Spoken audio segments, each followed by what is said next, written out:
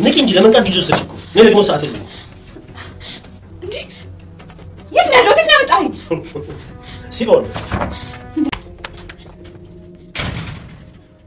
በአጋጣሚ አይደለም የተገጨሽው።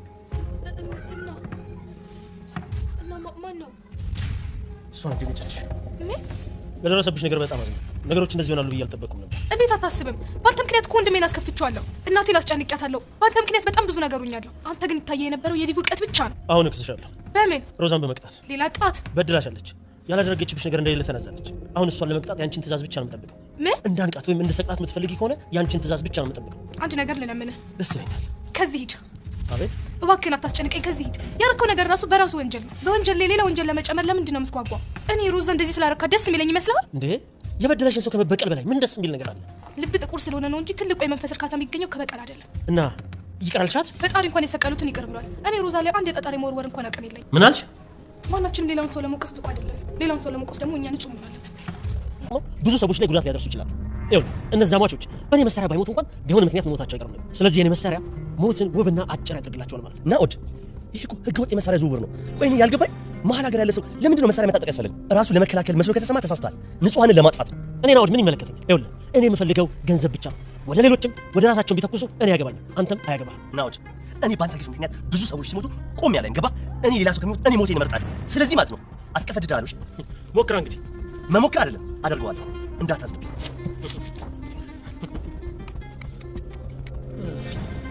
ስለ ወንድምሽ ይህንን ነገር መናገር አልፈልግም ነበር። ዘላለም ዓለምሽን ውስጥሽ እንዳነገሽ እንድኖሪ ነበር የምፈልገው። ግን ለምን? ወንድምሽ በጣም ነው የሚወድሽ። ነገር ግን የሆነ ነገር ለማግኘት ሲል ባንቺም በሌሎቹም እየተጠቀመባቸው ነው። የኔ አባት እኔ ፈርቻለሁ። በናኦድ ምክንያት እኛ ኮርጃለን። ልጃችን እኮ ይጠብቀናል። አንገት ላይ ሽኮክ አድርገህ እንድታጫውተው ይፈልጋል።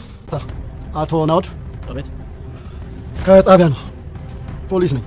በተጠቆመ መሰረት አንዳንድ ጥያቄዎችን ልጠይቅ ስለምፈልግ ወደ ጣቢያ አብረን እንሂድ።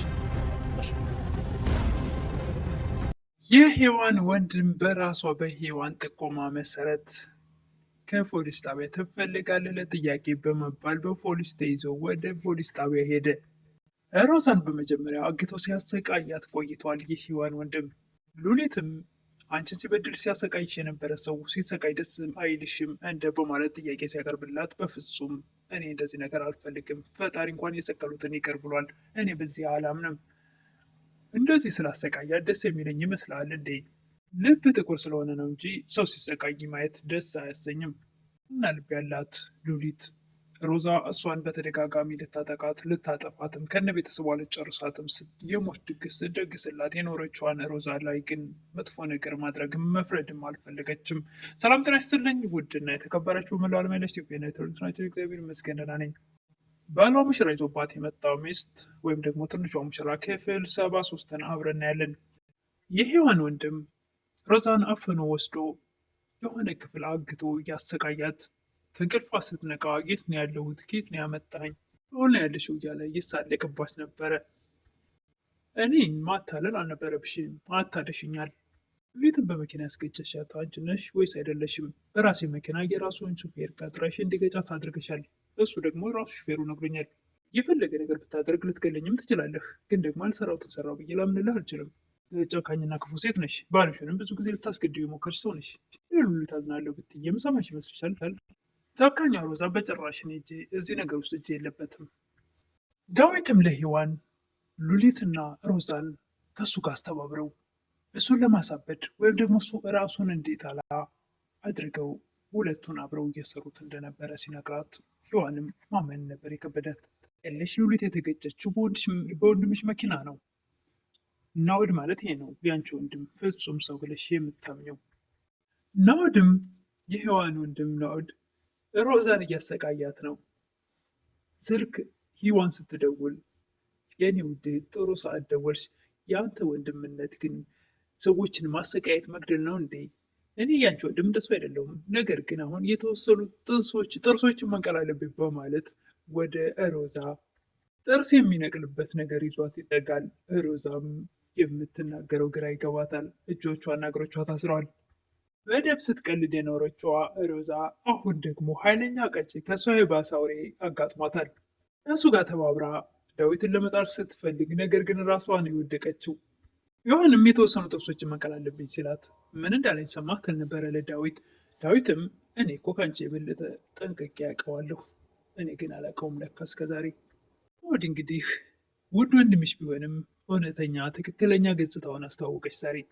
ዳዊትም እያንዳንዱ ነገር ከምን ተነስቶ ዳዊት ናኦድን እንደጠላው ያለውን ነገር በሙሉ ለሔዋን ያሳያታል። ሔዋንም ስለ ወንድሟ ይችና የሰማችውን ነገር ማመን እጅግ በጣም ግራ ትጋባለች፣ ይከብዳታል። ሮዛንም ጉሮሮዋን አንቆ ማሰቃየቱን ይቀጥላል። ሔዋን መልካም ውድ ወንድሜ የምትለው ሔዋንም ወንድሜን እንዴት በዚህ ልክ እንዴት ሳላውቀው ኖርኩት ነበረ። ዳዊትም ወንድምሽ ማለት ሰዎችን ሲያስለቅስና ሰላም ሲነሳ የኖረ ሰው ነው።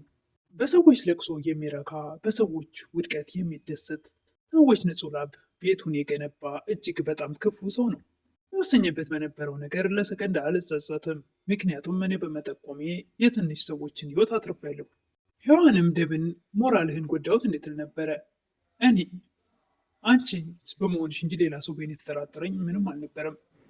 ግን አንቺ ስትጠራጠረኝ ራሴን ጠላሁት። ወዳ ወደቀ። አሁን ወንድምሽ ጥርስ እያወለኩ ነው እያለሻል ነበር። ስለምን ጥርስ ማውለቅ ነው የሚያወራው ይመስለኛል። አሁን በዚህ ሰዓት ሮዛ ከሱ ጋር ትመስላኛለች፣ አታላኛለች ሲል ነበረ። የሚጎዳት ይመስላል? እና ወንድምሽ እኮ ለማንም ለምንም የማይራራ ሰው ነው። የሆነ ነገር እንዳያደርጋት ትፈራለሁ። እሱ በዚህ ልክ የሚፈራው ማን ነው ትል ነበረ ሔዋን። እንግዲህ የቤት ሲሆን ያንቺ ወንድም ነው። ከቤት ሲወጣ ደግሞ ማንነቱን የሚቀይር አይነት ሰው ነው። ማድረግ እፈልጋለሁ መሰለ። አሁን ላጋልጠው እፈልጋለሁ። ልታጋልጨው አልፈልግም። አንቺ እህት ሆነሽ እንድትቀጤ ነው የምፈልገው። አንቺ አሁን የምታጋልጩ ከሆነ ጥላት ሆነሽ ነው የምትቀሪው። ጭራሽን የራሴ ነኝ ወንድሜን የማጋለጠው። በራሱ ገመድ ነው ራሱን ጠልፍ የሚጥለው። እንደዚህ እያደረገማ ሰዎችን እየጎዳ እያሳዘነ እንዲኖር አልፈቅድለትም። ይህ ራሴ ነኝ ፖሊሶች የምልክበት። ነገር ግን ይህን ያዝኩትን መረጃ እኔ ራሴ ነኝ ለፖሊስ የምሰጠው። ምክንያቱም እኔ እና እሱ አንድ ጊዜ ጥላት ሆነናል። አንቺ ደግሞ ጥላት እንድትሆኝ አልፈልግም። እኔም ፈልገው እዛ ገብቶ ሰው ሆኖ ታርሞ እንዲወጣ ስለሆነ ችግር የለም ለት ሔዋን ከደብ እጅ መረጃውን ቀምታ ይዛ ወደ ፖሊስ ጣቢያ ታመራለች። የሔዋን ወንድምም ሮዛን ጉሮሮዋን አንቆ ሲያስጨንቃት ከቆየ በኋላ አንጠልጥሎ ወደ ቤት ይዟት ሲመጣ ይቅርታ ሉሊት ከመኪና አደጋ ተገጭታ እና እንደምንም አንፏቃ ውጭ ላይ ቁጭ ብላ በር ላይ ሲያገኛት በአጋጣሚ አይደለም የተገጨሽው፣ እሷ ናት የገጨችሽ። የደረሰብሽ ነገር አዝኛለሁ። ደግሞ ነገሮች እንደዚህ ይሆናሉ ብዬ አልጠበኩም ነበር። እንደዚህ የማታስበው በአንተ ምክንያት ወንድሜን አስከፍቼዋለሁ። እናቴንም አስጨንቄያት ነበር። በምክንያት እኔ በጣም ብዙ ነገር ደርሶብኛል። ግን ሲታይ የነበረው የደብ ውድቀት ብቻ ነበር። አሁንም ሮዛን ከሰሻት። ያላደረገችብሽ ነገር እንደሌለ አሁን እሷን ለመቅጣት ያንቺን ትዕዛዝ እፈልጋለሁ ይላል የሔዋን ወንድም ሉሊትን። ቅጣት ወይም እንድሰቅላት የምትፈልጊ ከሆነ እኔ ያንቺን ትዕዛዝ ነው የምፈልገው። ነገር ልለምንህ ከዚህ ግቢ ውጣና ሂድ። አታስጨንቀኝ እባክህ። ያደረግከው ነገር ራሱ ወንጀል ነው። ሰው በወንጀል ላይ ወንጀል ለመጨመር ይጓጓል። አሁን እንደዚህ ስላሰቃያት ደስ የሚለኝ ይመስላል ነበር የሉሊት መልስ። የበደለችን ሰው ከመበቀል ሌላ ምን እርካታ አለ ሌላ ይል ነበረ የሔዋን ወንድም። ሉሊትም ልብ ጥቁር ስለሆነ ነው እንጂ ትልቁ እርካታ መንፈስ ነው የሚገኘው። ይቅር ማለትሽ ነው። ይቅር አልሻት። ፈጣሪ እንኳን የሰቀሉትን ይቅር ብሏል።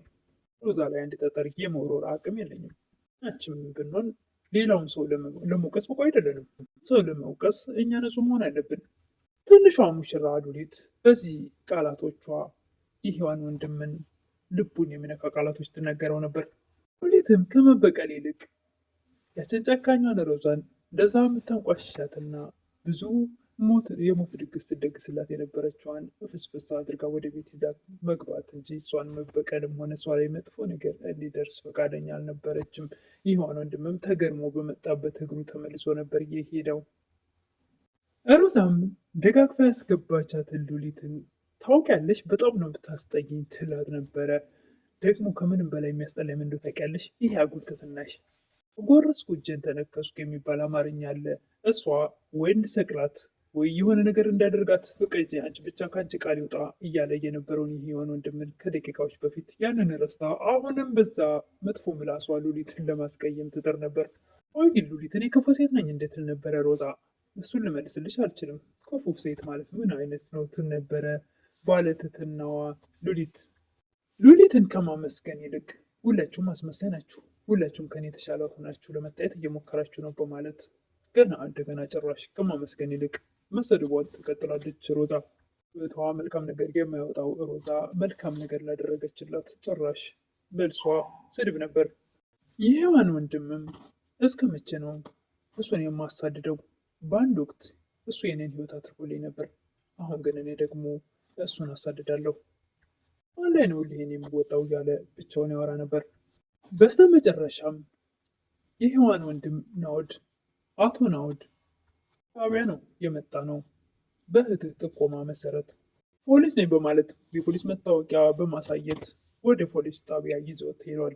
ምንም እንኳ ዴብ ሔዋንን በፍጹም አንቺ እንደ ጥላቱ እንድትሆኝ ሳይሆን እንደዛው እህትነትሽን በእህትነት እንድትቀጥይ ነው መሆን ያለበት፣ ይህን መረጃ ነው ብሰጥ ይሻላል ብሏት ነበር። ነገር ግን በፍጹም እኔ ራሴ ነኝ ማሳሰር ያለብኝ፣ እዛ ሂዶ ከአእምሮ ይውጣ፣ የተሻለ ሰው ሆኖ ይውጣ በማለት ሔዋን ሄዳ ነበር። እንግዲህ ወንድሟ ወደ ፖሊስ ጣቢያ ሄደዋል ማለት ነው። የዛሬው ቪዲዮ